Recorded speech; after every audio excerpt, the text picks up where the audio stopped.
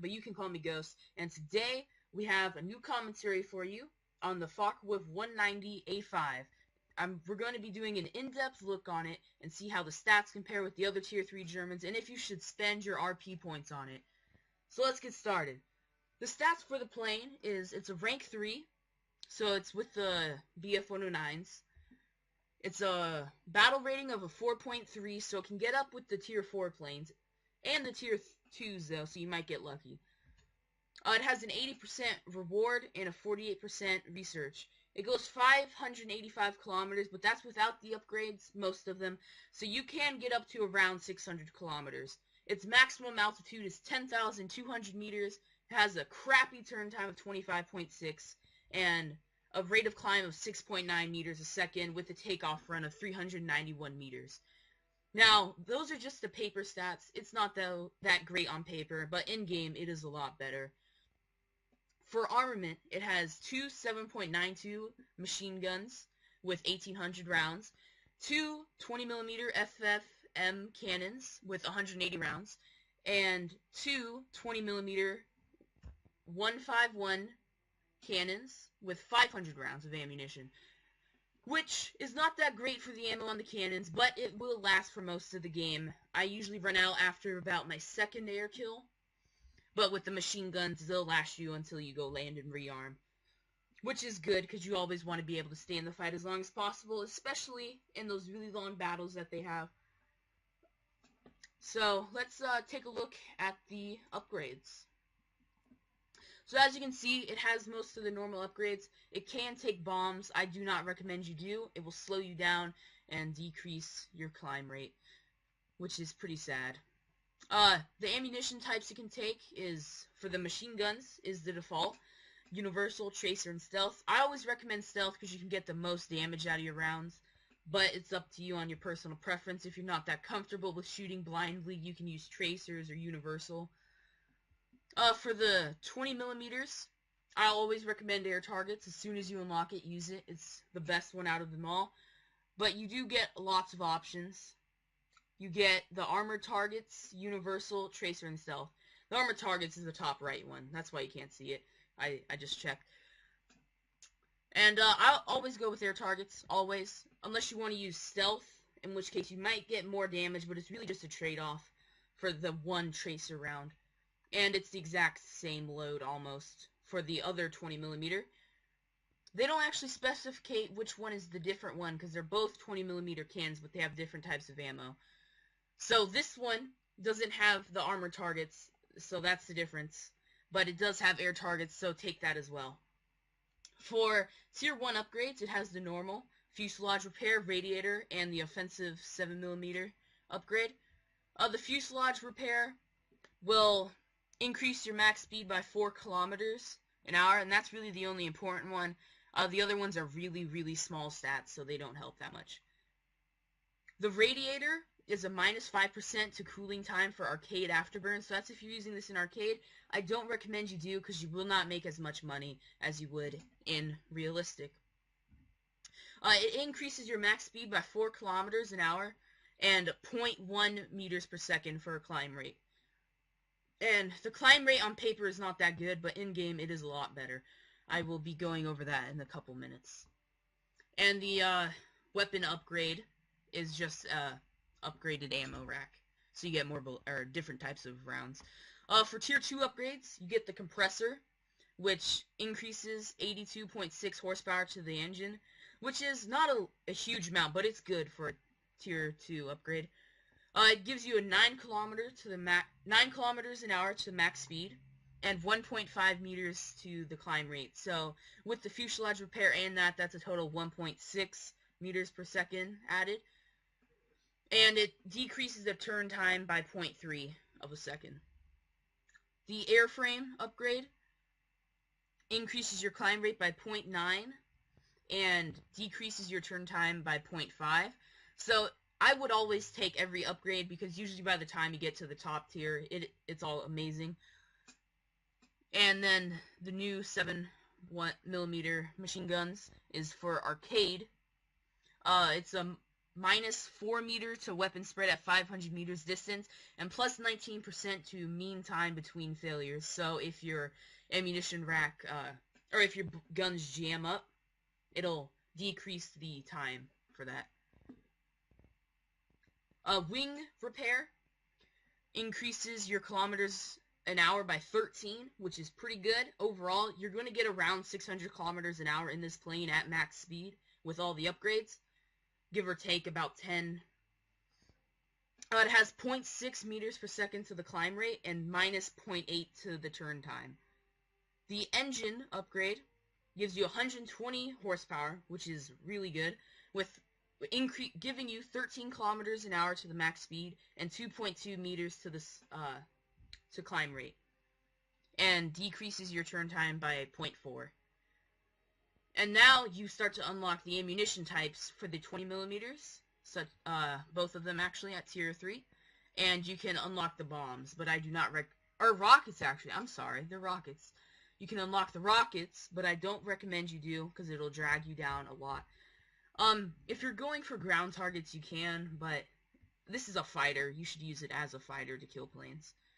The engine injection gives you 320 horsepower, which translates to 17 kilometers to max speed, 9.9 meters per second to climb rate, and 0.6 seconds to turn time.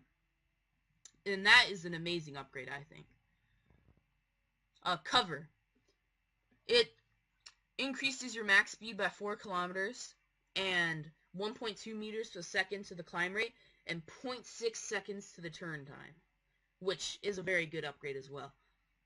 And then you unlock the new 20mm cannons, which do the same as the new 7mm machine gun.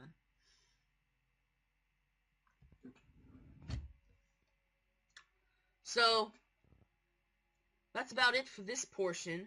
We're gonna go watch some gameplay footage, and after that, we'll give it a score. And so, stay tuned. What's up, guys? This is the gameplay part of the video. So, real quick, I just want to show you the WEP climb rate this plane has. This plane has an insane climb rate, and it can hold WEP for a very long time. Now, I'm just climbing up as normal. Trying to keep my speed rising instead of lowering, but right now it is lowering. I do fix that. Yeah, as you can see, it's starting to go up. Oh, it went back down. Well, anyways. So, right now I'm at 2,000 meters, just still climbing. I suggest you want to go to around 4,500 meters in altitude. That's always a good place to start at. And if the enemy's higher, you want to keep going higher, because you always want to keep the altitude advantage in this plane, in every plane, even the most maneuverable planes, like the Spitfire Mark 9, for instance. And always check your map, too, because you always want to see where you're going and what's going to be ahead of you. So if you're flying directly towards the enemy base, you probably want to do that. Won't want to do that, because there's lots of planes over there. So still climbing, and I'm about to reach the point. At 4,600 meters, my engine is going to start overheating. And at that point, what you want to do is you just want to tip your nose down 10 degrees and pull back on the throttle. So right here is what not to do, and that's flying low and with not that much energy.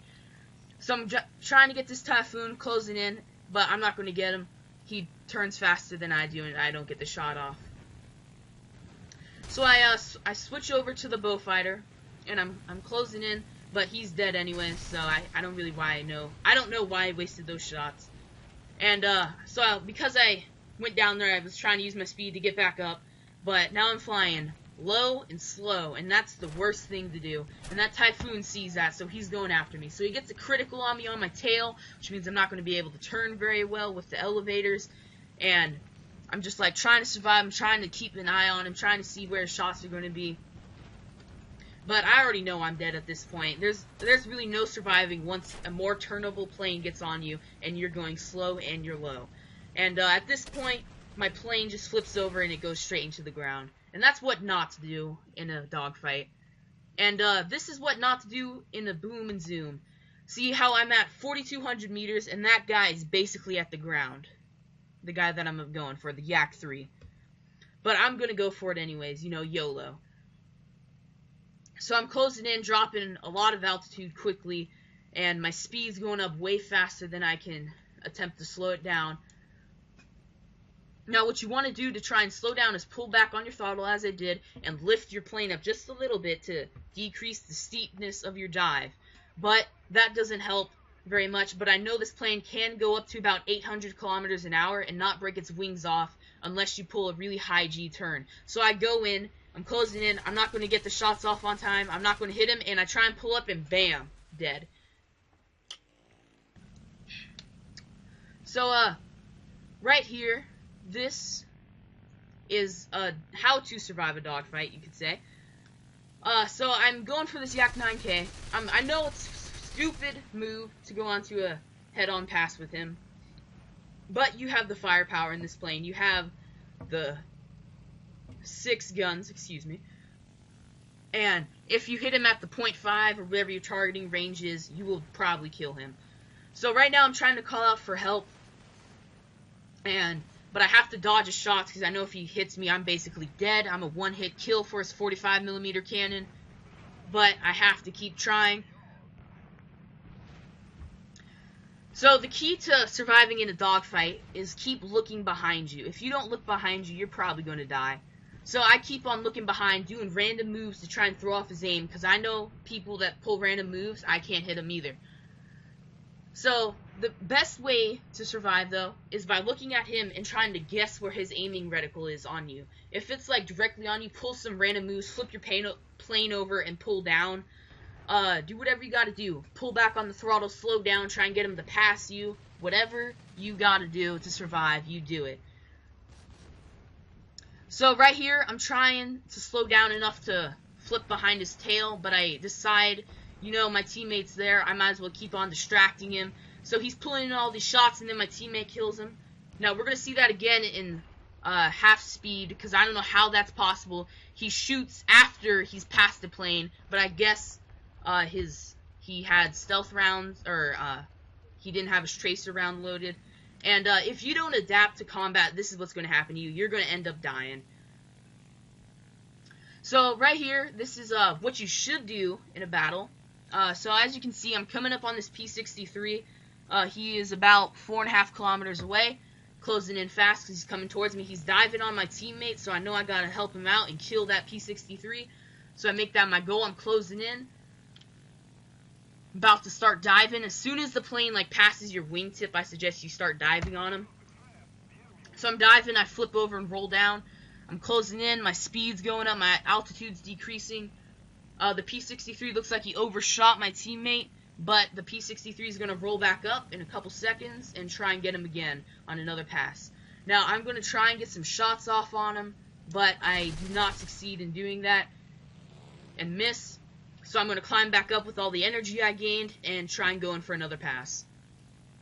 And the P63 is going back after the teammate. So I know it's urgent for me to get in there and try and save the teammate, but the longer I take, the more likely it is that he's going to die. But we have multiple teammates down there, so I'm not too worried about it, but I'm still going to go in and try and get him. If I can get him, that'd be great, and get a kill and all that good stuff.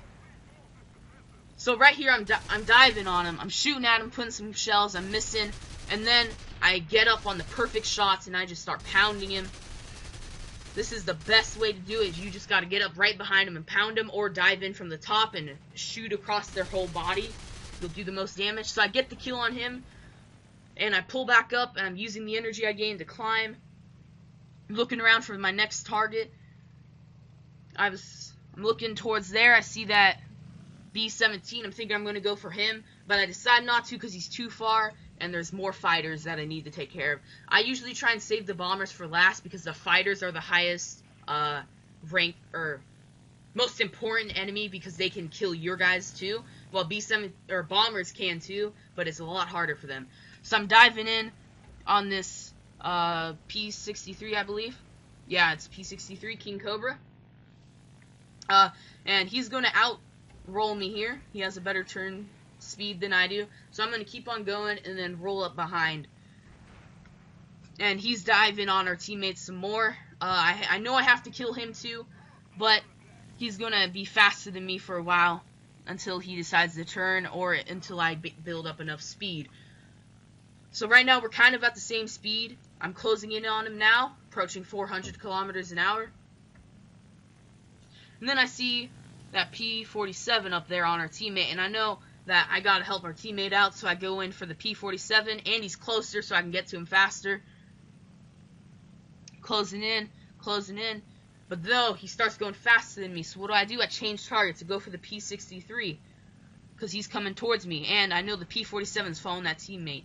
So I'm going to get some lucky shots off here, get a critical on that, then I'm going after that P-47, but I don't get the kill on the P-47, though he does outturn me, but I do get the kill for the Air Cobra, as I do critical him. I'm hitting him, but the P-47 is just so powerful, man. You will never probably ever kill him. He is just so beefy. And there's the kill for the King Cobra. I'm starting to run low on cannon, my engine's starting to overheat. So, I try and hit him, but then I realize how far away he is, so I just pull back, I just stop trying. I do get the kill assist. I do go for that B-25, but a teammate kills him before I get to him. And these are some of the problems I've discovered. The engine overheating at the worst times. See, I'm trying to help my teammate out and get this Corsair because he's the last guy on the enemy team, and we've got to kill him. And then my engine overheats, so I have to slow down. And that Corsair, he's faster than me in a dive, so I already know I have to climb, but because my engine's overheating, I can't climb very high. And because of that, it creates problems with your dogfighting. So if you can't climb, you can't kill, because climbing is the way to survive in the Germans. If anyone says you Germans are dogfighters, they're crazy or on drugs. One of those two. Because Germans have been booming zoomers since the beginning of the game. I don't know what they're talking about. So anyway, so he's diving away, trying to get away, and I'm trying to dive on him. Or, well, just gain speed in the dive. And I try a different move than climbing above. I try diving down and building up the speed to create an arch towards him. But that does not work very well. Especially against the Corsair, because they're just so much faster, and I do not catch him. So right here is what happens when dogfighting. See how I'm looking and trying to see where he is. Well, we're in the clouds, so I can't see his target, or I can't visualize where he's aiming very well. And he's more maneuverable than I am, so he gets the kill, and I'm on fire. It's basically over for me. And that's the end of the gameplay portion. We're going to go talk about the different planes at Tier 3 and compare them, and then give the plane a final rating, and that's about it. So stay tuned.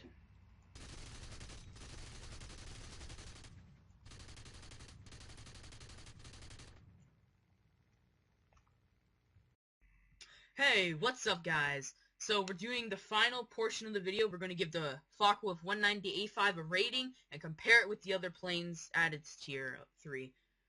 So, if we're going to compare it with the planes, we might as well compare it with the second Focke-Wulf. It's obviously going to be better than him. So the second Focke-Wulf at the beginning goes far faster than he does at the beginning. The Focke-Wulf 190 with no upgrades goes 578 kilometers an hour, and the Focke-Wulf 190 starts out going 607 kilometers an hour. The second Focke-Wulf, that does. They do have the same service ceiling, but the second Focke-Wulf does have a faster turn time and a better rate of climb at the beginning. So I'm going to say the second Focke-Wulf is better, and that makes sense as it is higher up in the rank of Tier 3, and it does have a higher battle rating by 0.4. Now, if we were to compare the Focke-Wulf 190 with the two Fw190s at the same level on Tier 3, they do go a lot faster than him. They travel at 687 kilometers an hour at max speed, while the Focke-Wulf goes 634 at max speed. They do have a better turn time at 19 seconds, while the Focke-Wulf 190 has a 25.6. The rate of climb is 25.8 meters a second, while the Focke-Wulf 190, I don't remember. I will post annotation. The Focke-Wulf 190 has a 391 meter takeoff run, while the BF109s have a 363 meters. Now, I really prefer to stay on the ground as long as possible so you can build up as much speed, and you can just do a straight up climb for a while until you start to level back out. But that's just personal preference. If you want to take off sooner, the Fw190 A5 is better than the two BF109s at the beginning of Tier 3. The second BF109, the G2 series, starts off going 668 kilometers an hour, while the Fw190 A5 starts, or at max speed, starts out going 634 kilometers an hour. The reason why I'm not saying the speed on screen is because that's not with all the upgrades installed, if anyone is wondering. The max ceiling for the Fw190 A5 is 10,200 meters, which is pretty good, but the G2 has a 13,200 meter max altitude, which is better, and if you were to go up against a G2 and they were higher than you, you would probably die. Now, I'm not saying the G2 is better, because it does have its own faults. I will probably do a video covering the G2 and explain the problems with it. It has a 20-second turn time, while the Fw190 has a 25.6, so it does turn sharper, so if you're ever dogfighting with one, beware of that. It has a 21.1 meters per second rate of climb, while the Focke-Wulf annotation here has that meters per second climb.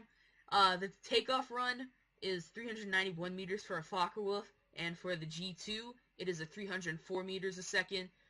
The armament for the G2 is not nearly as good at one cannon with 200 rounds and two 7.92 millimeter machine guns. Two of them with 1,000 rounds. And for the BF109Fs, it's the same thing, with just more ammo. Unless you get the tripod, or the two extra cannons, in which case you'll have 3 cannons.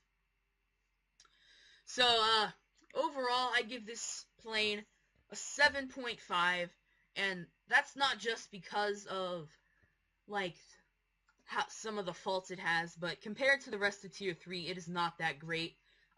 It does have a lot more guns, so it can shoot a lot of planes down. Trust me, I love this plane. It's a very good plane. 7.5 is a very solid score, because considering it's out of 10, that's only 2.5 less than a 10, which is perfect. And so I'm giving this an excellent mark, stamp of approval. It is worth all the RP points and credits you're willing to spend. Currently, I'm researching the Fw190 A5 U2, and I got all those points in less than, like, a day. 14,000 of them, using just the F190, or Fw190 A5. So, overall, I think that's a pretty good score. It's kind of generous, but I gave it the 0.5 because it has all the guns. Otherwise, I would have given it a 7, because the main real advantage this plane has is its armament, but it can climb very well fully upgraded, and has a pretty good speed. It's not as fast as the rest of the Tier 3s, but it is pretty good. So, thank you for watching. Subscribe, rate, and comment. And if you have any questions or suggestions, leave them in the comments below, or email me at ghostnetwork2013@gmail.com. Peace.